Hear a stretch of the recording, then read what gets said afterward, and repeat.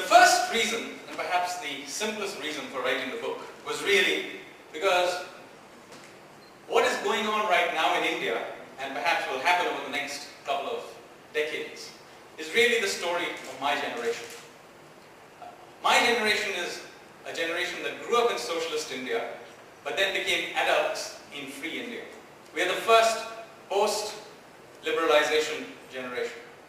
And much is being written and talked about our generation, our attitudes, our ways that we think about.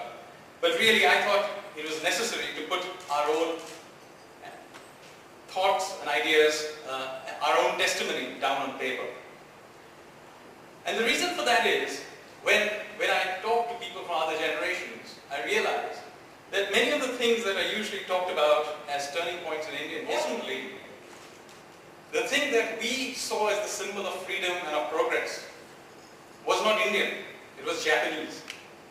So this is an important shift in our own confidence in the way we look and interact with the world. And that was what was seen through in many other facets of our lives. But I've also throughout this book talked about other things that many of the people in the audience will be able to identify with. The business about how we progressed from watching Krishi Darshan or Chitrahar to watching Hamlo, and then to watching Ramayana, and then on to the gazillion channels we now have on television, on cable television. Many of you will also identify with how people of our middle class of my generation went and grew up through the system of housing colonies that exist in India now. Army colonies, there were government colonies like the one I grew up in, there were State Bank of India colonies, there were colonies for steel plants, these housing colonies had an immense impact on the way we perceive ourselves as Indians, in having brought together people from all over the country and having mixed them all up. But there is a second reason too why I wrote this book. And that is because a lot of what is said about India is a description of how India is today.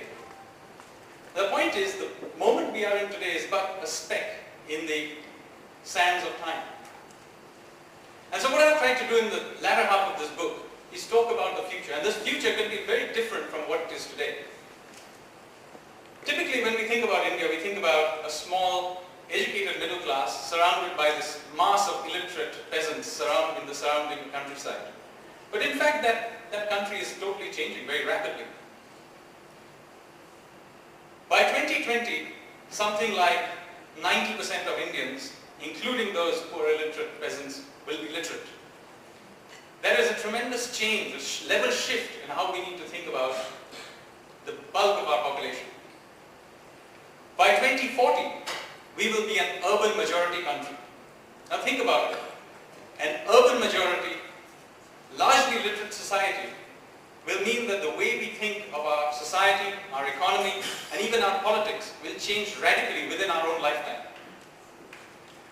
And finally, the last and final reason why I wrote this book is because I think it is important to think about India not just in terms of liberalization at this point in history, but in terms of the fact that we are, after all, one of the oldest civilizations on this planet. No other civilization, perhaps with the exception of the Chinese, can claim this sort of antiquity. But in this time, we have gone through many periods of ups and downs. And the last 1,000 years has been, at least that's what I argue in my book, have been one in which we have been almost secular decline. 1,000 years of decline. And this goes in the face of what a lot of people tend to talk about, which is that India was a great nation that was colonized by the British, and then we have gone through maybe a couple of centuries of decline. But in fact, I argue that we went into decline even before Mahmud Ghazali sacked the temple of Somnath. And in fact, it was decline that led to foreign domination and not the other way around.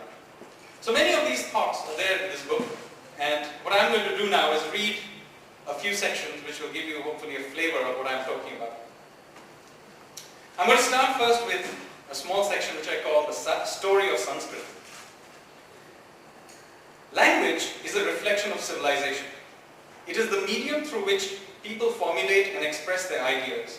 Therefore, the evolution of a language mirrors the development of the corresponding society. If there was any language that embodied ancient India, it was Sanskrit. Today we tend to think of Sanskrit as a static language that is used mainly for formal religious ceremonies.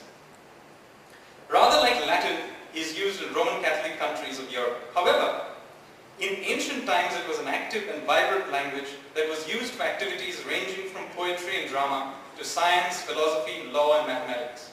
It was so successful because over the centuries it underwent enormous change in order to accommodate evolving intellectual and social requirements. First, it must be recognized that Sanskrit was part of a continuum of mutually intelligible dialects. Sanskrit was merely the formal end of the spectrum and was used for legal, academic and administrative purposes. It was also the medium of formal religion and high literature. At the other end of the spectrum were various Prakrits that were spoken in everyday life. Their very names tell the story. Sanskrit literally means cultured or perfected, while Prakrit literally means natural. The point is that Sanskrit was not an isolated and ring-fenced language, but was a part of a larger belief. Second, Sanskrit was constantly evolving and adding vocabulary. The ancient Sanskrit of the Rig Veda, compiled in around the 3rd millennium BC, is in many ways closer to ancient Iranian than to the language of the epics Ramayana and Mahabharata, probably composed around 1000 or 800 BC. In turn, the language and vocabulary of the great epics is very different from that used by Kalidas during the Gupta Empire of the 3rd century. Throughout these centuries, Sanskrit happily absorbed many words and usages from other languages, including ancient Dravidian, Munda, and probably even Greek. Many words that are thought of today as being Sanskrit words appearing in modern Dravidian languages like Tamil are probably ancient Tamil words that made their way to Sanskrit. Now the DMK is going to get me for this.